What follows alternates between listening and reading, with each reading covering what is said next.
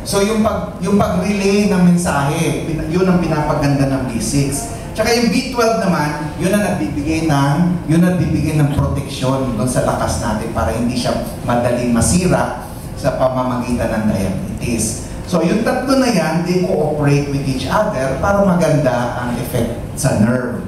Maganda pa sa B1, pagka mataas ang B1 na amount, usually nagkakaroon din ng tawag natin analgesic effect. So nawawala yung pakiramdam natin na masakit, no? Nawawala. So pag nawala yung masakit na pakiramdam, mas komportable tayo kahit na may neuropathy na.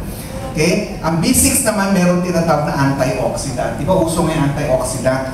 Antioxidant, sabi kasi antioxidant helpful. Kasi sa buhay natin ngayon na-expose tayo sa mga pollution, nagkakaroon tayo ng tinatawag natin na radical oxygen species or ROS. Ang gamot doon is antioxidants. Kaya uso mga antioxidants. Ano yung mga antioxidants? Lahat na vitamin nyo. Vitamin C sa antioxidant, vitamin A sa antioxidant. So all your vitamins really are antioxidants. But perhaps ang isa sa pinakamagandang antioxidant para sa lakas, is B6. And finally, B12.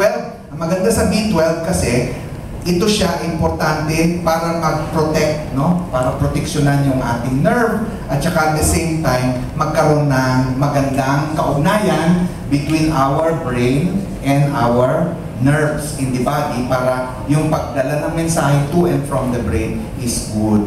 Okay? So, kung may